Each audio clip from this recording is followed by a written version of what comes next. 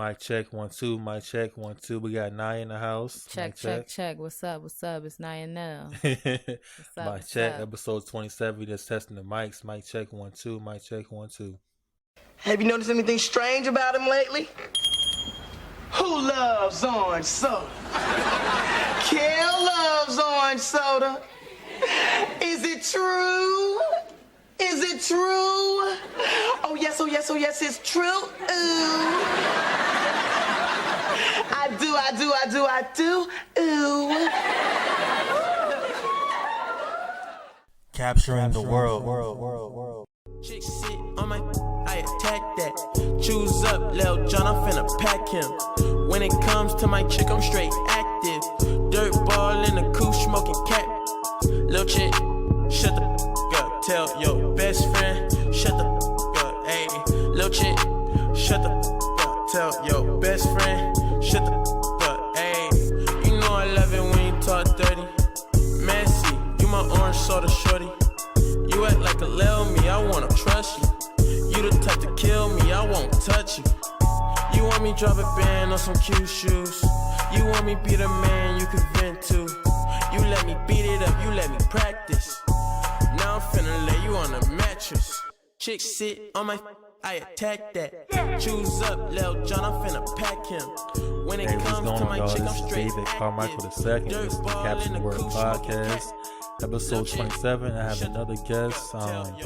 She is the CEO and founder of Everyday Dope Life. It's an online media platform focuses on hip hop culture. And introducing Niyah. I'm happy to have you out here tonight. Thank you. I'm happy to be here. Thank you for having me. No doubt. So how's your day been today? How has my day been? Well, I had to call out of work so I could work. Right. I feel you on that. Sometimes, yeah. Had to get this homework up to par, up to speed. Make sure I'm just not falling behind. Make sure my priorities are in check. But I did a little cooking. Went to the gym. I'm gonna go to the grocery store when I leave with you. And right. Get back to it. Yeah. Productive to say the least. No more adulting stuff. Adulting, I enjoy it. Yeah. I'm getting better at it. Right. Yeah. Getting better every day. But yeah, that's what's up. But I kind of did the same thing. I went to work today and went to the gym, went to the store. So I did the store before you did the store. Mm-hmm. But yeah, so and I already cooked. So yeah, so we just here about to chop it up. And the reason that I wanted you to be a guest because I got my clothing line Capture the World, and I don't know if you remember, but I do. You're be one of our I was trying. I wanted to be a vendor for the initial date, but y'all had to cancel, and then I wasn't able to make the rain date or the other date, so I was like, oh, I can't make it. Yeah, it's cool.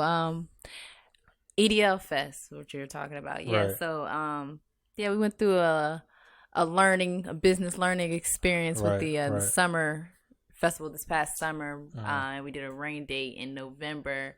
Kind of like a fraction of what I intended the original festival to be, but we'll have another one for you this summer. Summer 2020, we're going back up. Oh yeah, I'm definitely in the planning process. So. Oh, word. So yeah, I definitely want to be a part of it this year. Definitely want to plan for that. Do y'all plan on having Norfolk again?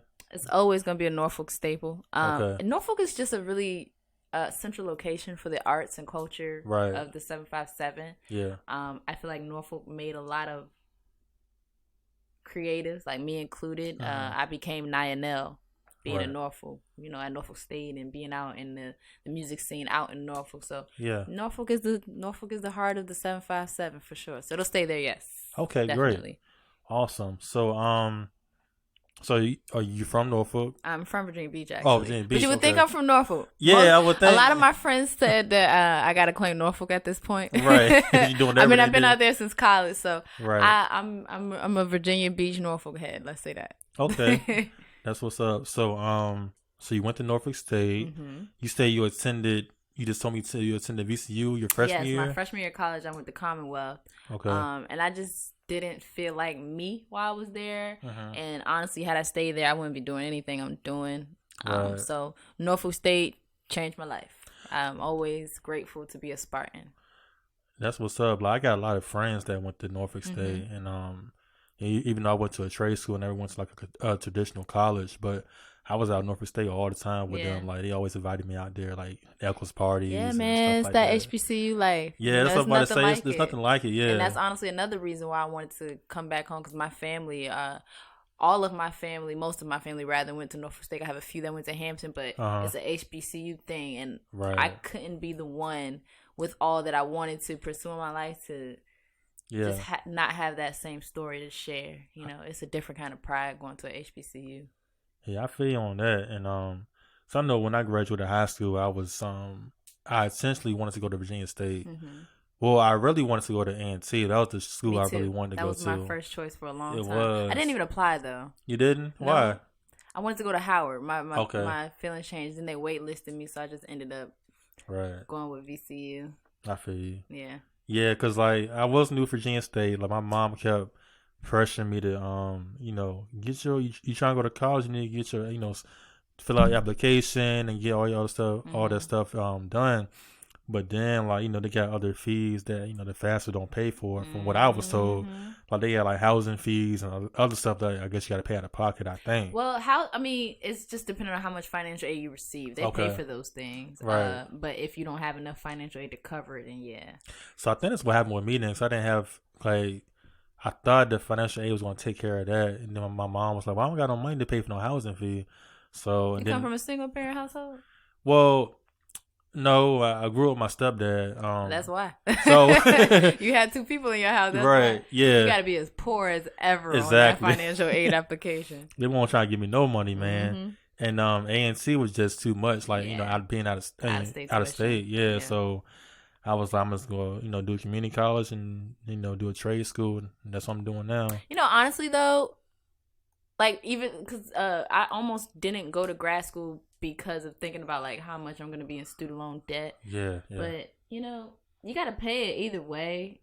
And you might as well get the most out of it. That's what I say at this point. That's true as well. It's an investment in yourself, and how you choose to invest in yourself after college, right? Will determine if you made a mistake or not. So, right. But, a lot of us didn't go into college just focused like that anyway. So yeah. It sounds good right now. Yeah, but it I ran up like 20,000 one year at VCU. So coming back to Norfolk State definitely helped me out a lot. Exactly. I can see that VCU is one of those expensive schools in Virginia. Expensive school, but worth it. Definitely worth the education. I mean, 'cause that's like an art school, right?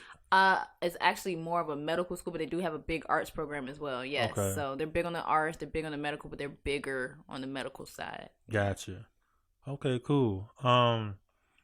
So you say you went to Norfolk State. So you're in grad school. I'm in grad school now. Just started a month ago. So you still where you at in doing grad school? The same school or different school? I go to the Academy of the Arts University that is located in San Francisco. Okay. I'm actually thinking about next fall, like going to school on campus. Word. It's a thought right now, though. So San Francisco, so that's all the way West Coast.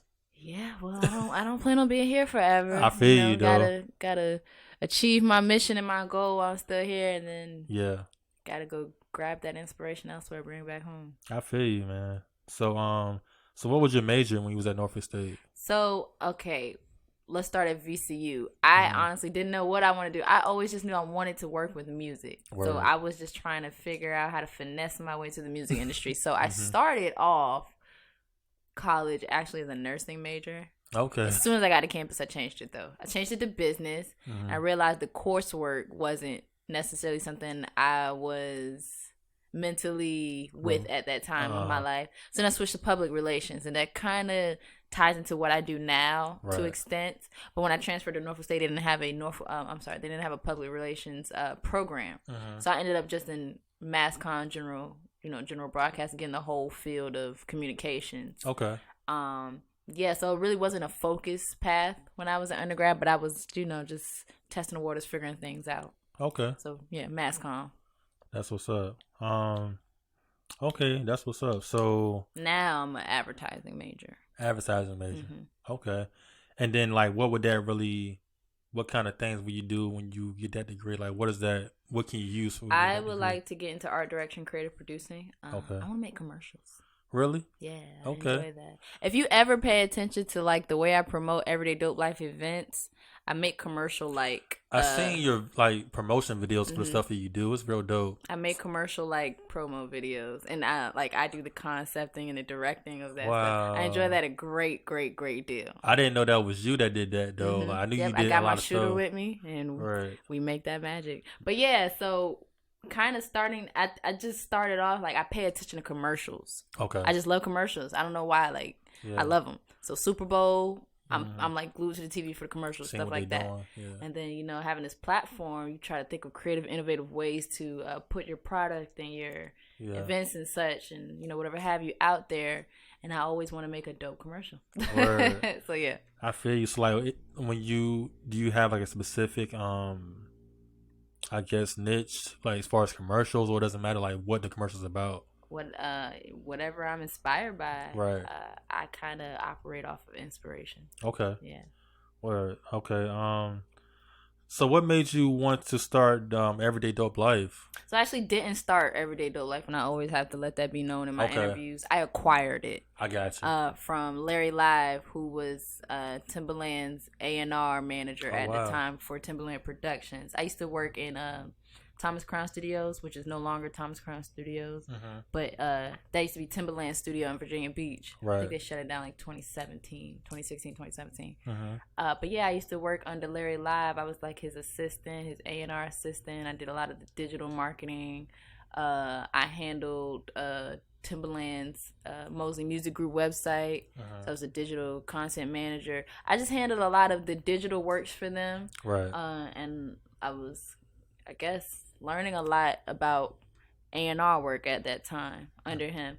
So through that, Larry Live started Everyday Dope Life, I believe, in 2014. And he is a music industry guy. He knows nothing about the blog and the blogosphere is what we call it.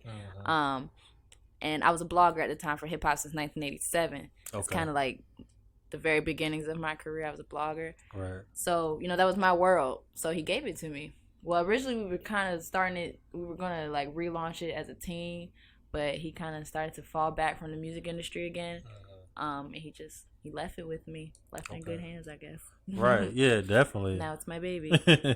That's all right. So, so do you like actually have a team with you, or you? Yeah. Okay. Well, team members cometh and goeth. Yeah. Definitely in the grassroots days of building a business, but exactly. My concrete team that is going to be with me to the casket close. My brother Derek Rubio, Devontae Dozier, we kind of kickstarted this festival, EDL Fest, together. Right. This is our thing. So they're behind me with that, and we do the brand together, our events and such. I have my brand manager, Ben Harrell. I met him at VCU. He's really good at marketing ideas, social media, and coming up with crafty ideas to, launch us, move us forward in that direction. Let's see who else. Kiana. She's currently a senior at ODU, and she is a creative. So she's actually starting to launch a series called Dope or Nope under the brand. Okay. So we're gonna put her in front of the camera and behind the scenes as far as creative works. I think I know you talking about. I think Kiana I know her. Janae? Yeah, because I for something in the water. It was like a little group chat I was in. Okay. And I was just trying to promote my brand, so I put it like in the text. I was like, yeah, anybody want to promote my brand? I give somebody like a free shirt. And then like she reached out to me, like two other people reached out to me. I gave like a free shirt, and I ended up following her on Instagram. And I still follow what she do, but yeah, I know exactly. Yep, what you're she works about. for WODU. She'll be graduating soon. So yeah, that's the team for now. Okay. More to come, most definitely. So so it's based around like hip hop culture, like that. What you want to focus it on? Definitely. Honestly, EDL is just me funneling me through the brand. I got me you. and my personality. Yeah. And allowing my team to do the same as we come up with creative ideas and bring them together and bring them to life. It's just, we're hip hop babies. We're a product of the culture. So true. We're just living off of what we know and funneling through our brand. Right. Okay. So like, what is your like daily routine? Like when you wake up, what's the first thing that you do? Okay, well I get up at 5 a.m. Okay, so I had two routines because I just started substituting. So it's kind of like made me adjust my routine. But I wake up at 5. I like to listen to a podcast sometimes. I kind of like to fluctuate between my spiritual podcast and my entrepreneurial motivating podcast. Right. So I listen to that. I get a little reading done, something inspirational or chapter if I can get that knocked out before I got to get my life together. Sometimes I like to meditate, just think, just gather my thoughts for the day. Right. I'm a Cancer, so we think a lot. We're very in depth with our thoughts and feelings and stuff. So I have to gather myself. Yeah. What else did I do? I make breakfast. You gotta eat. Make breakfast. Pack my gym clothes. I go to the gym 3 times a week. Word. And what gym you go to? Planet Fitness. Yeah, me too. Yeah. Easy. Easy. Get it in. Mm-hmm. But yeah, I read. I listen to podcasts. I meditate a bit. I eat breakfast. Pack my gym clothes and head on to my day. Okay. Word. So I know we was talking about the deeper. You just talked about podcasts, and you have your own podcast. I do. Right? Deeper Than Rap. We're trying to relaunch it. Yeah, the Deeper Than Rap podcast. Once again, that's just like the culture. Just it feels right. It resonates. So the Deeper Than Rap. We talk about music and things going on in the culture. We have. I like our podcast mostly when we have guests on, right? Because we like to add them to the conversation as well as interview them. It's a very natural thing about that podcast. We're just talking, being ourselves, having a conversation as if we're off air. Exactly. That's how you want to do it, though. You don't want to make it seem like it's just a routine that you're going through. That's a casual conversation. Yeah. I like the fact that the people that we have on, and then my host Marcus Cox. I went to high school with him. We're real hip hoppers. You know what I'm saying? So. We talking what we live in, what we know. That's all we know. It's this hip hop thing. So that's what we talking about. But we just had our first episode of the new season. So I think I'm gonna record again this Sunday, just us two, just to get in that flow, because he's very new to the podcast world, and we talk off air. But when you put a mic in front of somebody, it kind of scares him a bit. Exactly, because I had my homeboys on my podcast plenty of times, on early episodes, and it'd be times where we just being at somebody's house and we just having a conversation, and I'm like, man, this is like a good episode. This could have been a whole episode. And when they'll be on the podcast, I don't say they'd be scared, but it's not. Sometimes it don't be the same. Yeah. But I don't know. I mean. I'm a super introvert. I'm an extroverted introvert. So I can be that outgoing, out there person when it calls for it. Otherwise, I'm in the crib, minding my business, in my bed, doing me type shit. Right. Oh, I'm sorry. No, you can cuss. Okay, cool. Do your thing. Yeah, but I'm really locked in on my space and my brand. That's it. That's it. That's tunnel vision. Right. So my man's. I'm just introducing him into that world because, like I said, we talk hip hop. That's why we're friends. Right. That's what brings us together. When you put a microphone in somebody, though, it's different. And I guess once when it's easy for you when you do it a lot.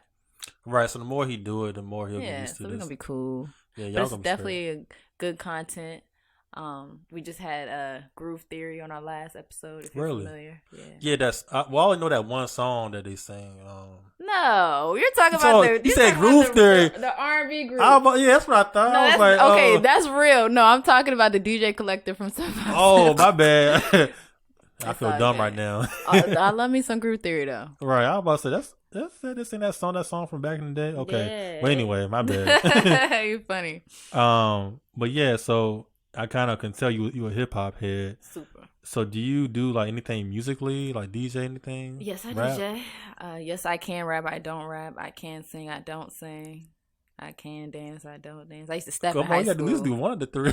I used to step in high school. Okay. I was a stepper. Okay. What else? I can draw. I don't draw. A lot of things, man. I'm just a creative. But I do EDL. I produce events and content. Yeah. That's what I do now. Okay. Everything else is a hobby. I just started piano lessons. Word. Yeah.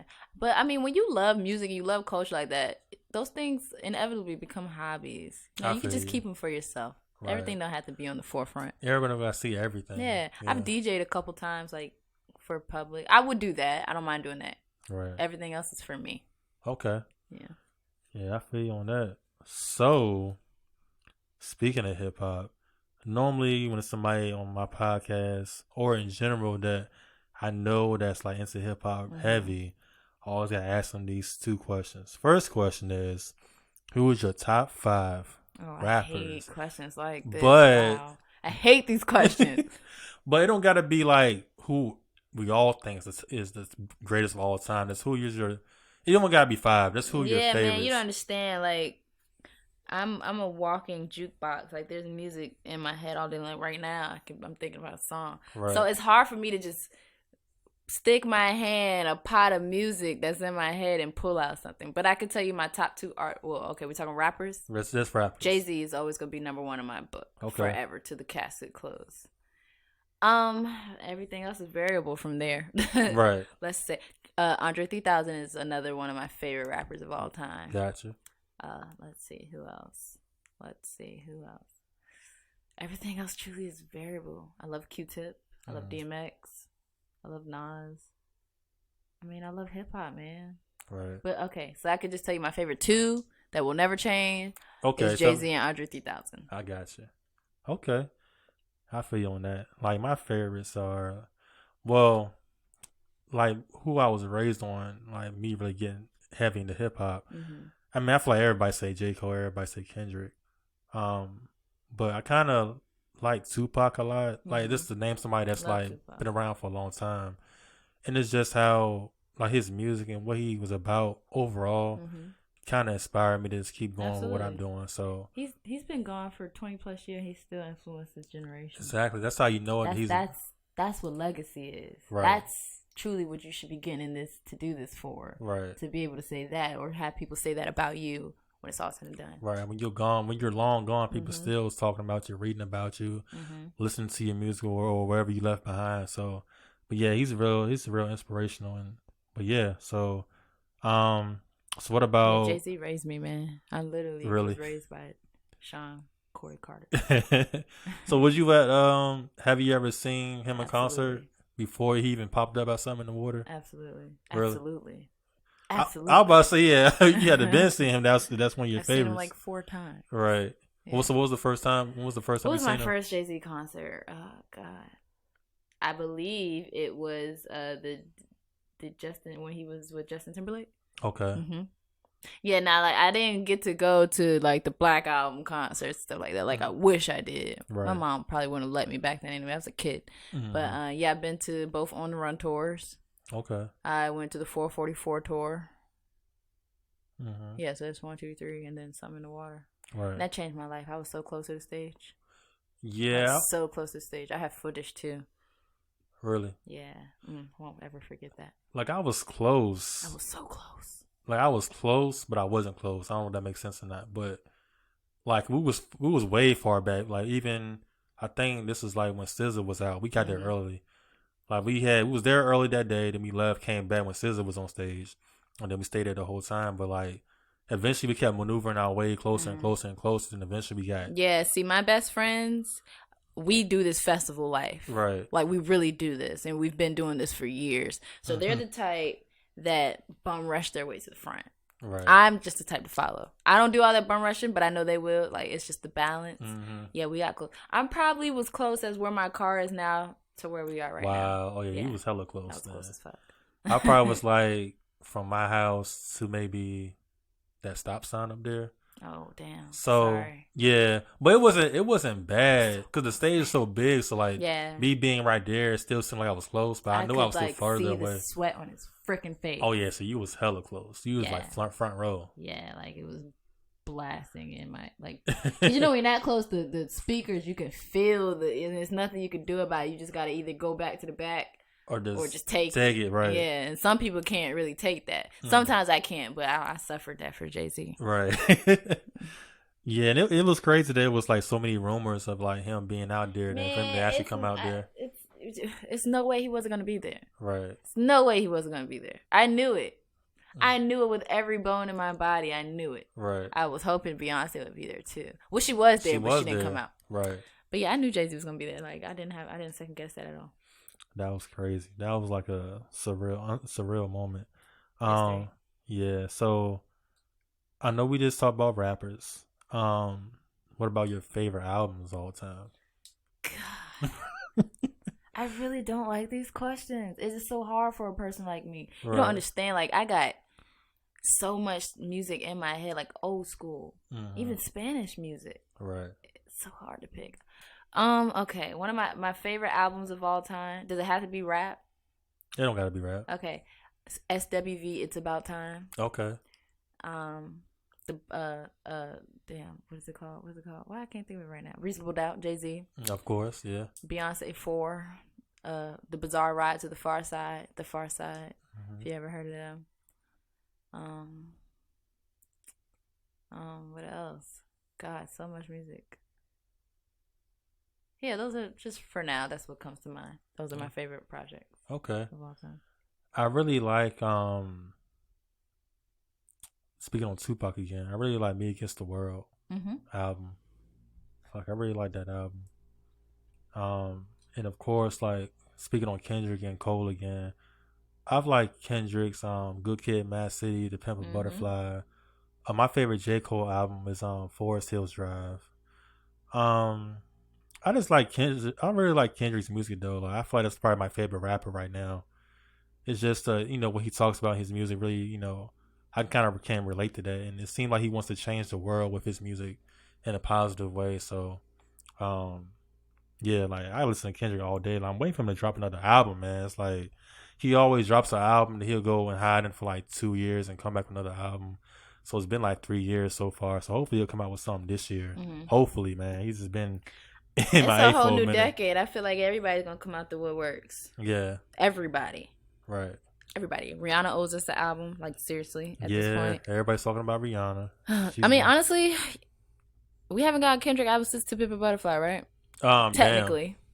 Damn came out afterwards? That was 2017. Okay. Yeah. And then he produced the Black Panther project. Right. So. Yeah, we're due for another Kendrick album. I want to hear from everybody. It's a new decade. I want to know where everybody's at musically. Right. Where they at in their lives, because that will funnel through the music. Yeah, and I heard something about Drake. They mentioned Drake is coming out with an album this year. I don't care. You don't care for Drake? I do care about Drake, but I don't care about... Like, his music lacks substance a lot these days. Think so? I think he's caught up in the celebriton more than the music at this point. Because his last amazing album for me was probably Nothing Was the Same. I can agree with that. I mean, I liked If You Read This Is Too Late. You know what? I'll give you that. That wasn't really... That was a very classic album too. Yeah, but it's like, was it an album? Was it a mixtape? Like, people do that a lot now. And then that was caught up in his fiasco of him not writing his own music. Yeah, true. So, yeah. I mean, but that was a great album though. Project. We'll call it a project. Right. But yeah, like, Scorpion. I mean, it has some great records up there, but that wasn't a great project. That wasn't a great album. I think that was just, an album just for hits. Like, a lot of... Views wasn't a timeless album. It was a good album though. Right. He makes good albums these days. Yeah. But, when we get to call you a legend, if that's what you're looking for, I need great bodies of work. I need legendary bodies of work. But, like, who out there... Is there Jay-Z. Like, is every album from Jay-Z's? Of course you're gonna say that though. No, this is very objective. This is a very every objective album thing. is like he brought it every album out of all 13. Are you gonna tell me he hasn't? Can you tell me? Because I feel like the only thing you're gonna say is Magna Carta, Holy Grail. And that was an amazing album. He was talking that shit. I would never say. I can't say it's a bad Jay-Z album, but every Jay-Z album is a different classic, Jay-Z. Though? Or should we just stop saying classics for albums and just appreciate it for what it is? Because everybody loves to call not when we're talking classic. About legendary people. Not when we're talking about goats. Right. Yeah, like for regular people, for regular artists that haven't even achieved. Like, people be trying to call Travis Scott legendary. Like, you're kidding me. I wouldn't say that, but Astroworld was pretty good. Astroworld was amazing. Yeah. That was his classic project. Right. Yeah, so, once again, like, you can't... I mean, Rodeo was pretty good, but Rodeo was absolutely great. That's actually my favorite Travis Scott project. Right. That was a classic to me. Both of those are classic albums, and they were back... Were they back after? No, it was one in between. Right. Because, what was the one in between? Can't think of the name of it. Yeah, but yeah, it was one after Rodeo. Then he came out with Astro World. But yeah, I mean, I wouldn't say he's legendary yet. I mean, he's a legendary performer. I've never seen a rapper. He's a remarkable performer. I've never seen a rapper that can we gotta go crazy add like some that. substance back to this word legendary because it's very loose these days. Yeah, extremely loose. You gotta give it that substance back. So I will say he's remarkable. I will not. He has to work for legendary. For me, he hasn't been in the game 10 plus years yet. No, it's gonna take him some time. Like, we shouldn't be even considering the word legendary until you have crossed 10 years. Honestly. Right. Honestly. So would you call Drake legendary? Yeah. I mean, I can't take that from him. Mm-hmm. But he puts out subpar music as well, which dilutes his legendary status. For me. Yeah. I won't speak for, hip hop. Right. Although I'd like to. Well, maybe he'll bounce back, man. Maybe he's still Drake. I mean, he doesn't even have to bounce back. He's Drake. That's like, he's just in limbo right now. I'd say. Right. Like, don't forget you're a legend, bro. It's not about the hype. It's about the music. Yeah, I mean, because we the know phenomenon attached to that. Like, we know that he can rap, but I want to have an album like the last album. Like, Nothing Was the Same. I feel like it was the last album that he was like rapping. Talking that shit, yeah. Rapping more than singing. Like, he can sing. That don't well, bother me when he does the singing like stuff. you said, if you're reading this, it's too late. He was definitely talking that shit. You can't take that from him. Right. Yeah, but just like I said, don't forget what's important as far as your status. Mm-hmm. Your what's the word I'm looking for? Your legacy. Yeah. Okay. Right. Yeah, I got you. I just know I had to speak on a little bit of hip hop, man, because I peep you was a hip hop head. Super. But yeah, back to the business though. So, what made you want to start the EDL Fest? Like, what made you want to start doing that? You know what? I'm very anointed, and I have to acknowledge that because a lot of things just gravitate to me. Mm-hmm. We do the work, and you never quite know what exactly is to come, but you're working towards a goal beyond yourself. EDL Fest really started off as a launch party for Everyday Dope Life. Word. Okay. Just with some really awesome, dope ideas. And then it became what it became. I had no idea that it was going to become what it became. I did not see that coming. Right. I just had this dope ass idea to bring a bunch of producers. So I wanted to focus on the producers. The first EDL Fest was about the producers. Okay. And all these other elements were to circle around that. So, I wanted to grab the dopest producers in the area, and being who I am and what I do, I know all of them. Well, at that time, I'm getting older and a little tapped out these days, but at that time, I knew the pulse of what was going on in the 757, and I had a relationship with all of them, and I could get them all in one place. So that's what we did. I got all the producers, grabbed the dopest MCs that could cipher. What else we had? Grabbed some dope artists, grabbed some carnival games, and we just had a hip hop carnival. Right. We celebrated us. That's what EDL Fest was about. So the first one was called EDL Fest, the producers cut a hip hop carnival. Now it's just EDL Fest, a hip hop carnival. Right. But yeah, I had no idea. I guess because it was so organic and so much love and celebration of ourselves as a culture, because this is 2 years prior to Something in the Water even coming about. Right. We didn't have Something in the Water, so all we had was an EDL Fest to come together and celebrate 757 culture. Right. And I think that being the root of it is why it's embraced the way it is now. Mm-hmm. But yeah, I had no idea that it was going to become a thing. Right. That could be a big deal like it is now. This festival has changed my life. Mm-hmm. Like, truly, it has changed my life. Has changed my goals. Right. Has brought people into my life that are going to be here with me now. We're business partners and things like that. It's just created so much opportunity for me, the people involved, the community, and it's a blessing. Yeah, and I mean, great things happen. Like, sometimes you just never know what's going to happen. You might have a plan. You might have an initial plan, and then it get altered all the time. And you never expect for certain things to happen, but a lot of those things, it might be things that you don't expect that might, make you, it might be like a little obstacle in the way that you didn't expect to happen. And then a lot of things is positive things, like people you never know you would meet, and there's connections that connections and people that you have met along the way. You just never know. Like I said, I started my career as a blogger. Right. So at that time, I was a blogger. That was my first ever event ever. Right. Ever.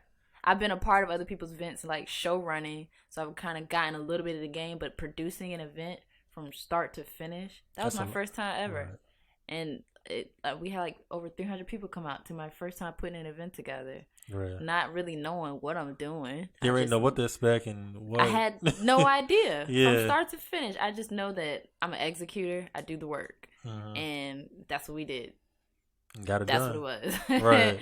And yeah, man, it's still surreal for me. A lot of times, like when we have conversations like this, these are the times I get to reflect on it and be like, this is crazy. Like what God has done for me through this situation. Amen. But yeah, man. Most definitely. So like, when it comes to like doing a festival, like what is like, I know it's a lot you have to do, but like I guess you can summarize like. And I'm still learning. Let's like, be clear. Like when it comes to like booking talent and booking venues and then just having a list of what's going to happen. Like how do you able to get all that stuff together? Relationships. Definitely starts with relationships. Because I ain't no booking agent. Right. And I have to have access to people that do that, or have access to people that have access to people that can make that happen for me. And that's definitely probably the most strenuous process throughout putting the festival together, is booking artists. Right. Because the 2018 festival, which was our second, was the first time we booked an artist. We booked Key. Now granted, Key is a more accessible artist, and I think he prefers that for his career, but like booking a Wale, like we tried to do this past summer, that ain't the same type of process, definitely. So I learned a lot through that particular process, and now I know moving forward, you need to book an agent. Right. Like I don't want to deal with that shit. You need a booking agent, so you need to figure out who's your closest booking agent, or who can you pay. Money talks. That's true. I'd rather pay people that know what they're doing, that can execute efficiently, to make that happen for me. So that venue, I had a relationship with O'Connor Brewing, and they allowed, because the first EDL Fest was free, they allowed me to have the space for free. I bought the mad beer sales, so we created a situation where our business was beneficial to them. Right. So it's the second one, same situation. They broke bread with us that time. The third time we were to have it at the Scope, which was like, once again, another learning process for me, booking a venue of that capacity and all that comes with it. Right. I learned a lot. So I want to talk about the fourth this year yet, because we already figured out where we're going to have it. And it's a big fucking deal. I don't talk about it yet, though. Can you tell me after the podcast? Nope. We're going to keep doing the work. I was trying to finesse right quick. Yeah, I'll let you know when it's go time. No, I got you. I feel you. But yeah, now I'm an event producer. That wasn't a part of my plans. Like EDL was originally simply going to be an online platform where we created original content and put out dope shit. That's our platform. We stand on being the authority on all things dope. That's what the original intention for EDL was. It's become something totally different now. Like we were talking about, plans change. Right. It changed it. And now we're mostly known for putting on events and not online content. I would love to have that meet in the middle, but it takes a lot of work. You need a team, and that comes with time. So. Yeah, and what y'all doing kind of reminds me of like Complex. And that's our goal, to be in that stratosphere eventually. Right. Because, you got Complex, the online. First started off as a magazine. Then it became like online content. Now they have Complex Con. And it's like, y'all kind of doing the same thing. So, yeah, man. Yeah. So. And like nothing against Complex. Too. Yeah, like nothing against Complex, but I feel like, I don't know, because they talk about it's hip hop culture. It's not. It's pop culture. It's popular culture. But it seems like it's not a lot. I mean, I've never been to the office or anything like that, but, it's people that maybe are not in the culture that's writing all these articles. I don't know. Man, that's a whole nother conversation. That ain't just Complex. That's the entire platform of when you're in that stratosphere of being such a notable hip hop platform, where first of all, Complex is owned by a machine company at this point. Yeah, a lot of platforms of that nature are owned by a machine type company that are full of people that are not on the bottom of the culture. Right, they're at the top. They, the secret societies type people. You know what I'm saying? That's a whole nother conversation we can get into about appropriation. Yeah, I didn't want to say it, but yeah, it's kind of... It's appropriation. I mean...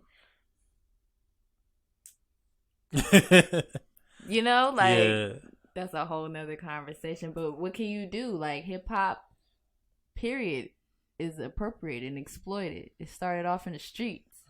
Now it's $1 billion corporation. Right. And it's inevitable because the black dollar doesn't know how to beget the black dollar. Right. We run to the corporations that are full of people that don't look like us, that don't know what we know, that don't come from what we come from, because they hold the dollar. Right. That's another conversation, man. And it kind of seems like, we might start something and then we might think we need... Yeah, that is we exactly need what them it is. to get to a certain level. That's exactly what it is. But it's like, then we might look at, let's say, okay, how can I say this?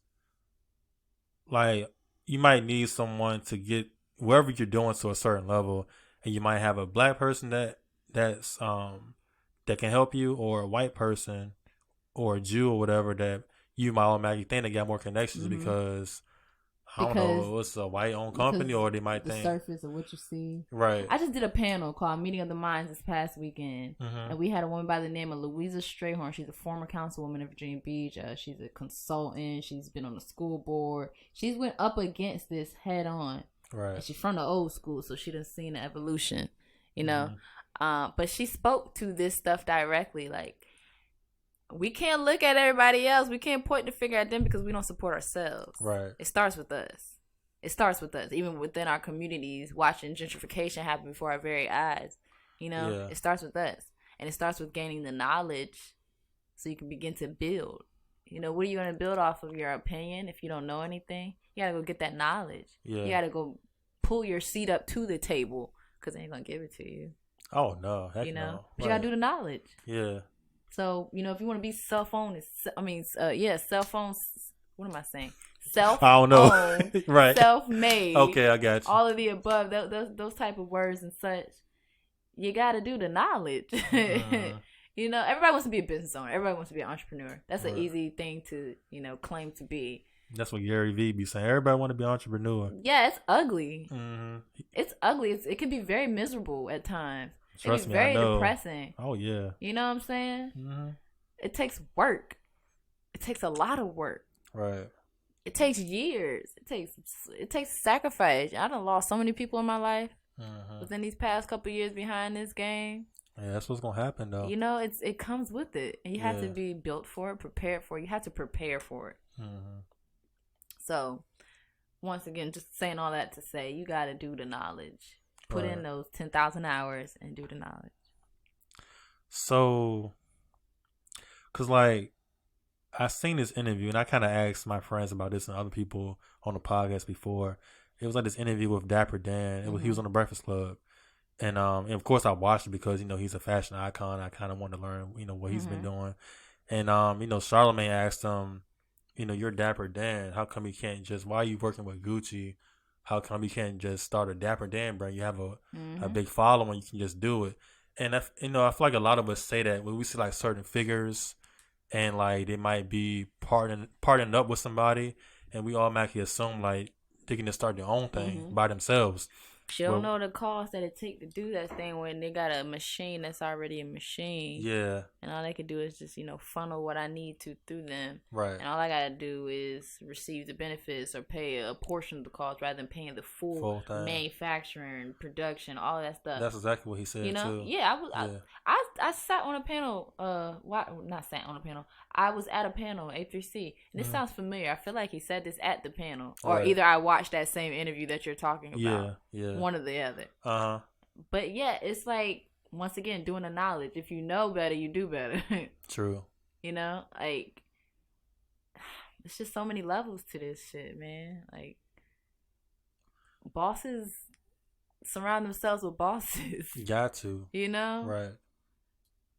And they work together. They get money together. We can eat together.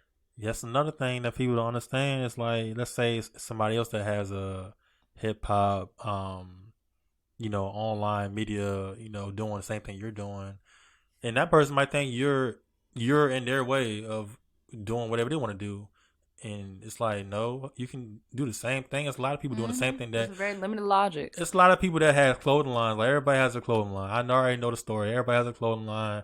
What makes your clothing line different from anybody else's clothing line? But at the same time, it's like, what are you doing to make people believe like yours is what they should buy? Like, are you doing the research? Are you marketing? Because first of all of that is marketing, right? How to almost manipulate your buyer and consumer, right, to think that they need what you have. That's for anything, yeah. That's for anything. Exactly. That's for anything. Why you think of this iPhone?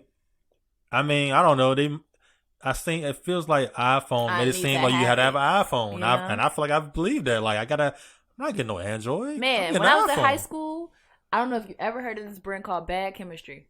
I never heard of it. No. Okay, they were booming when I was in high school, and that was a time before everybody having a clothing line wasn't a thing. Right. It was a very it wasn't a thing. Let's just say that. And they had it booming out here. I felt like you had to have a Bad Chemistry shirt. Yeah. Or you weren't cool. And if you had one, you felt exclusive. Exactly. Or Pacers. Well, at that time they were illegal native. Like, you wanted to have an illegal native shirt. Right. It's like I don't know what they did to us to make us feel like we had to have it, but they did it well. Right. Yeah, exclusive. Exclusive is always going to be. I love to maintain a level of exclusivity. Right. So I don't do a lot of events throughout the year, or I try not to be that accessible. Like, I'm here for the people. I'm here for culture. Right. But I try not to be that accessible because it's very quick to become a saturated product, a saturated brand. That's true as well. Like, and I work too hard for that shit. Period. I feel you. Right. Yeah, I mean, everybody wants to feel like they're a part of something. And, like, even with, and it seems like a lot of, when it comes to fashion, a lot of companies are relying on being exclusive. Or when it comes, of course, Jordans always sell out. But it seems like all these clothing companies, they might release certain pieces and, like, they don't put out a lot on purpose. Like, they're going to put out this much quantity, and once it's gone, it's gone. And they're never going to come back out with any of it again.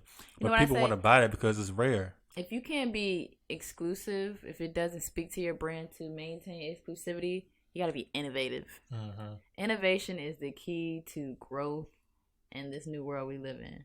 Like, I live on that. I stand on that, and I live on that.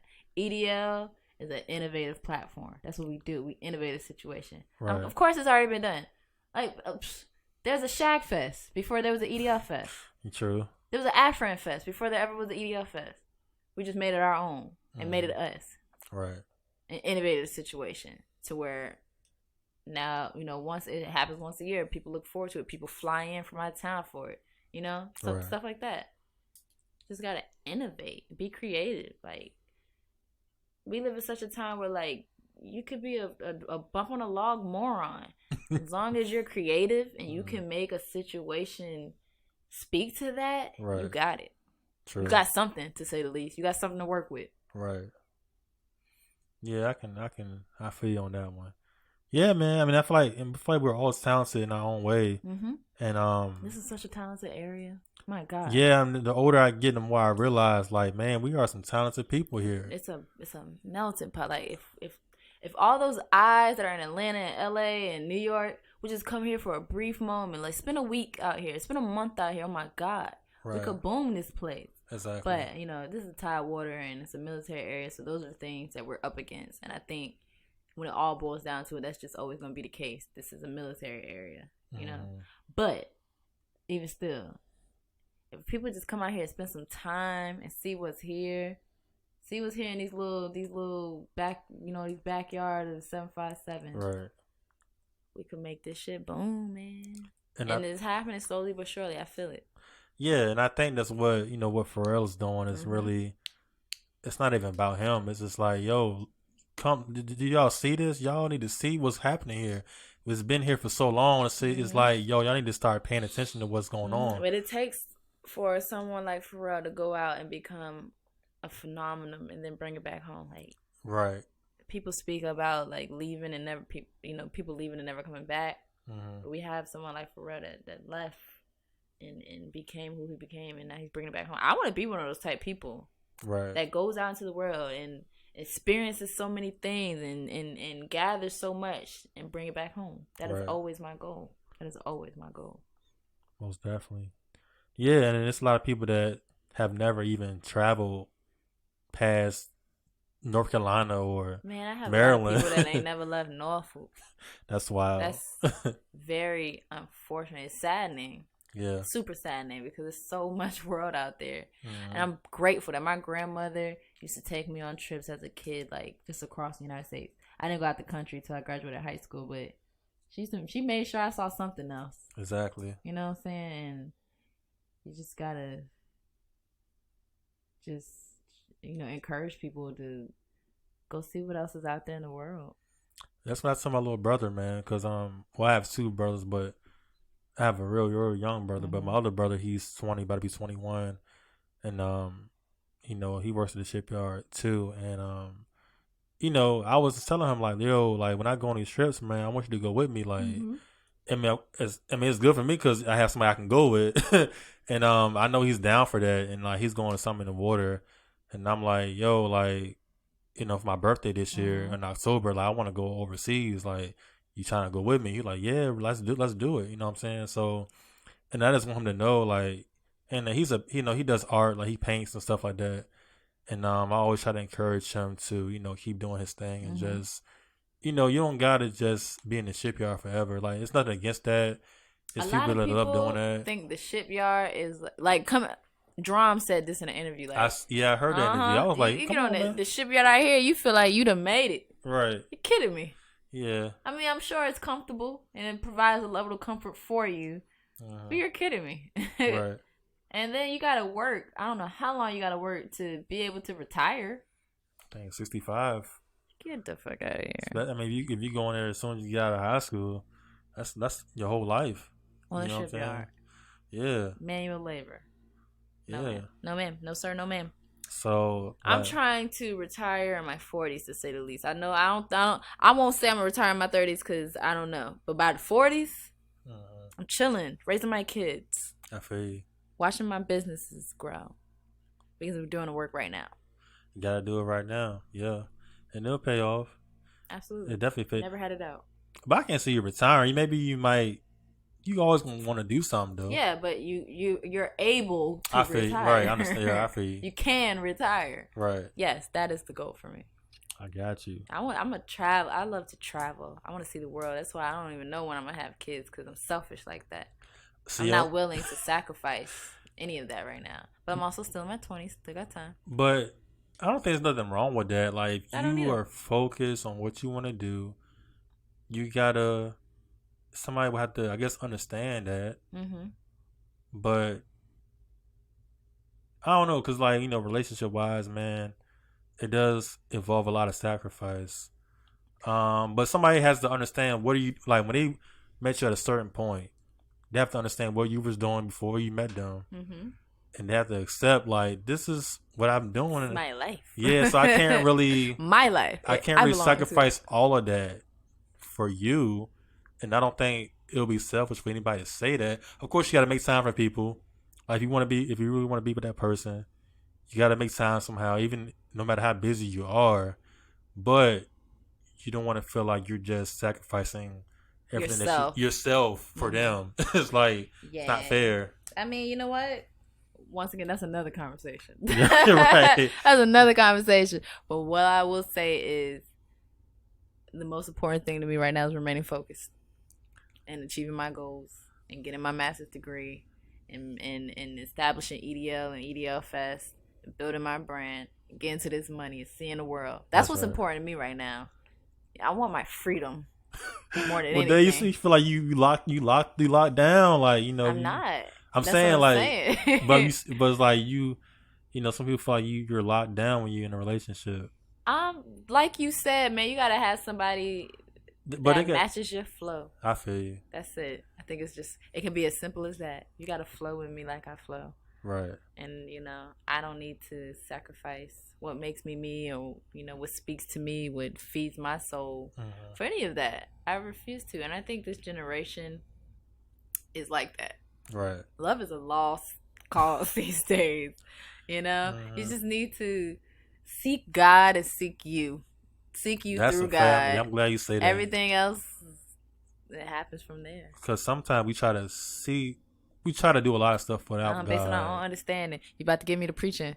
But I mean, I'm a believer in God. I'm not the most perfect person, but I'm a believer in God. And a lot of stuff that we gotta include God on, like, we try to do a lot of things on our own, but we can't. We can't do nothing.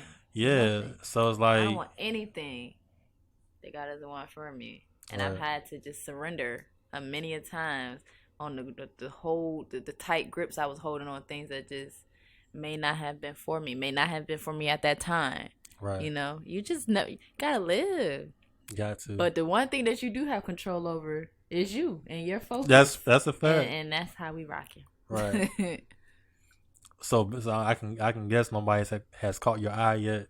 I'm not easy. I'm not easy.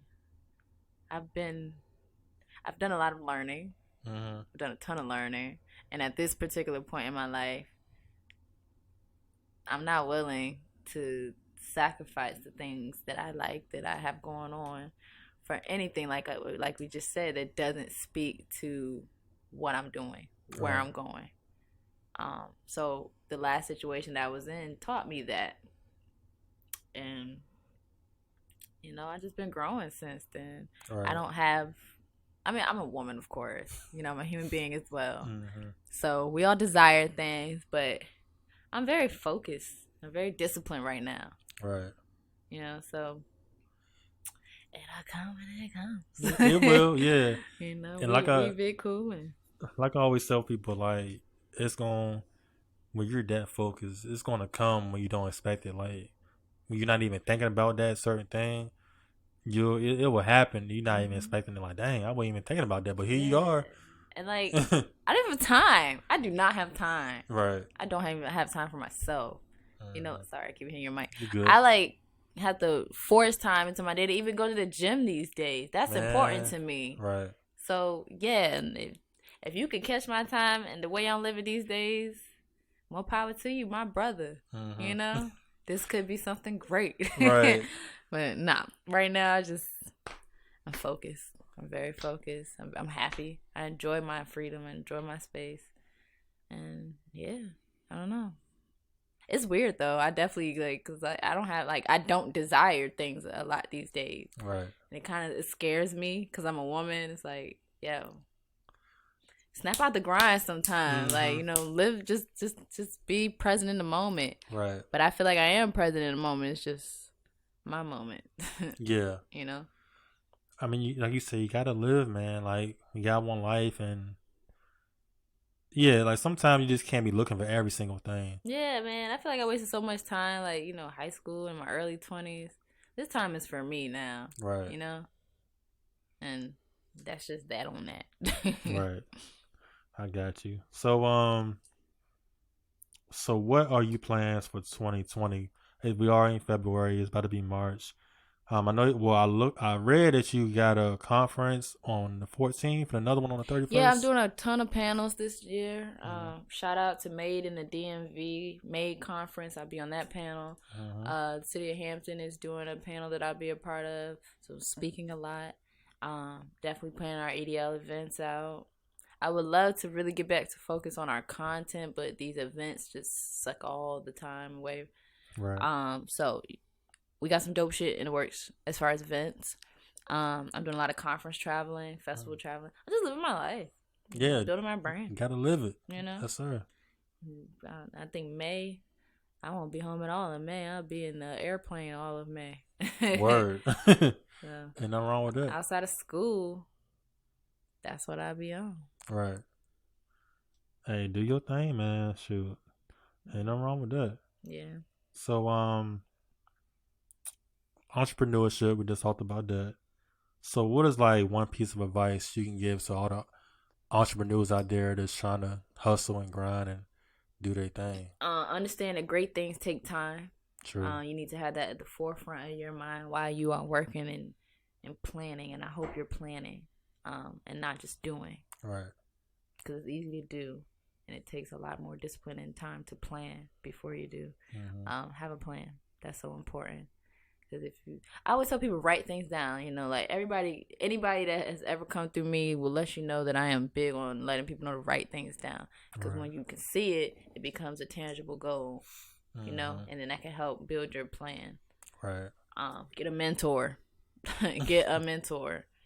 Get somebody that's done this shit before you, that could at least give you some advice on how to make less mistakes, because that's inevitable. You're going to make mistakes. Exactly. Don't be afraid to fail. Actually, you know, look forward to failing a little bit, because you won't learn otherwise. Exactly. No, just, you know, that's definitely some big advice. Look forward to failing. Understand that it's going to happen. Get a mentor and have a plan. Right. And to go off what you just said about failing, like, we saying, like, some people might think like that's an L. It can be a failure, but it's not to an extent. It's like it's not the end of the world. A L for losing or learning. For learning. You know, that's how you have to look at it. Perspective is everything. That's another thing that I would want to let people know. You have to have a healthy perspective about how you moving out here, because you could fail. I had to cancel my festival. That broke my heart. And I've been in debt still. I'm still in debt behind that. Right. Like thousands of dollars. And we proceed, you know? You got to keep it moving. Right. That's a business learning experience. It's healthy. It's necessary. Right. You know? You have to look forward to that. You have to understand that those things are inevitable, and you need that. Surround yourself with people that know things that you don't. Man, hang out with winners. Hang out with people that at least want to win, that are focused up about winning. Right. You know, your comfort zone, then you will fail if you stick around there, and you'll stick around that failure. Your comfort zone is the worst place to remain if you're trying to build something beyond yourself, something substantial. I think some people are intimidated about when you were just saying about, you know, get out your comfort zone and hang out with people that's, you know, what you want to do, hang out with those type of people so you can learn. But I feel like some people can be intimidated about hanging out with somebody that's on a certain level, whatever you want to call it, because it might make them feel like they're not inferior or less of a person, or they're not where they need to be. Check your insecurities at that point. Right. You know, it takes a thick skin. Oh, God. Like, if I could talk to my 18-year-old self, because that girl was who you're talking about. You know what I'm saying? Like, I felt like I didn't belong. I had that imposter syndrome. Crazy. Like, you're kidding me. Like, you are made for everything that you desire. If it's on your heart and it's on your mind, you are built for it. Go get it. Put in that work. Put in those 10,000 hours. You have to build yourself up. So then, at that point, I'm going to tell you to start working on your self-love and your self-care. Right. So you can be prepared for what's coming. You have to be prepared, you know? Man, I agree with you 100%. Most definitely. So my last question, about to wrap it up, it's a question I asked everybody on the podcast. How do you plan on capturing the world? But before you answer that question, you know, some people might think that's a real broad question, but we can all capture the world and wherever we're doing in life. So, you know, I might have something to offer. You might have something to offer. We all have something to offer, and the energy that we put out there can inspire somebody else. So any little thing that we do, you might not think it doesn't mean anything at all, but it can just reach one person, and you've done your job. You know what I'm saying? So, I think you just said it, honestly. Right. You know, I feel like my life, and I always felt this way, my life doesn't belong to me. I'm here for the world. I was put here on this earth to inspire people to go out and be their best versions of themselves, or go get what you feel that you deserve. You know? That's how I'm gonna capture this world. I'm gonna keep inspiring people, one person by one person by one person, right. Because that's what feeds me too. To know that my life and even the little insignificant things to me are truly touching people in this world that right. come across my path. So that's how I'm gonna keep capturing the world. That's right.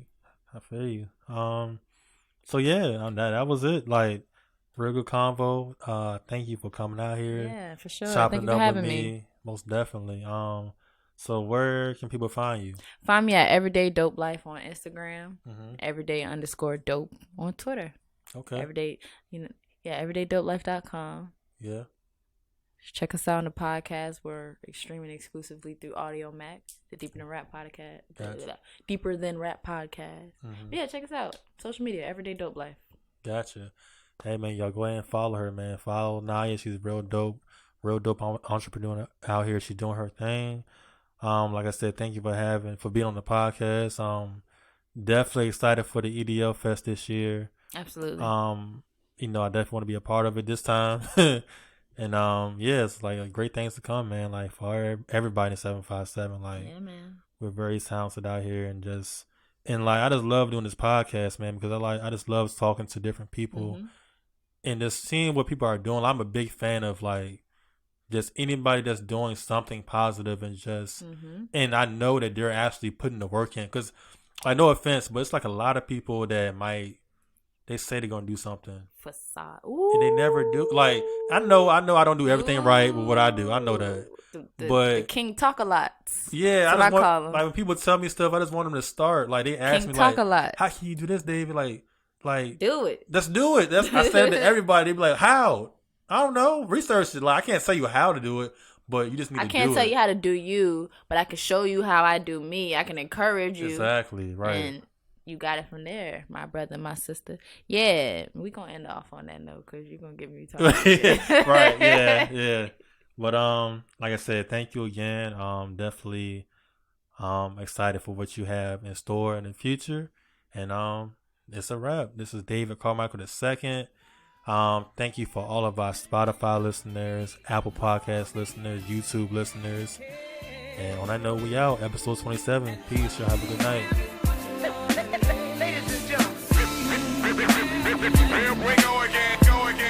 No doubt. Y'all care anymore about this hip hop, man? I mean, how far will you punk motherfuckers go for 15 seconds of fame? Microwave popcorn ass niggas? Yeah, we give you much more. Longevity, baby. Hey, yo, Dave. Yo, it's been instilled in me since infinite, y'all. Using these minutes like I value the call. Put your money in the bank and hold rank over friends who ain't got leadership skills. I got the sheep in my eyes, so I can't sleep. We like to land and lay the brand old way. Grand operate the scandal way. L.I. Shice. I play the Xbox instead of fucking with dice. I hate losing the doze. Walk away with my dough, cause I doze. Tracy broke me, and now she wanna see the resident provoking me to pop wheelies on my bicycle. Watch your eyes twinkle. One house, two houses, third house rules. So house take bank, watch Dave bank. Banner had him on the Hawks in Solana extravaganza. Gamma ray rap, I make the Hulk snap. Jump back like James Brown, hey now. When the liquor over, we smoking the hay now. Delegate numero dos, I holla out the sound and los and keep the island close to me. Much more is what we got in store. Just believe it. Much more than legacies, I will always be. Believe it. Gotta believe. I got birds, skills, babies and bills. Brother who smoke krills, still trying to get himself together from it. No one can quite run it like me. I'm on a cutting edge of what's alleged to be hot. And when you rock, it's just impersonations of me. The writer's MC, MP with the V in the middle. I belittle your plan, courtesy of NY Dirty C, my man. My base of fans is made up of many. With kids allergic to belts, letting their mind melt from drinking a Henny. And them straight and now types who be waiting to hear. Them drums say the revolution is near. Are you listening? Are your eardrums open for christening? We got body MCs with these tools, while some others play God. They just goddamn fools with it. I don't cuff mics, I rough mics up, rough and rugged. Yet the girls still love it. Still in all 5-0, came to my mic check, telling me I left lacerations around my mic's neck. domestically disputed, and you just might get the undisputed underdog serving y'all threat. Much more is what we got in store. Just believe.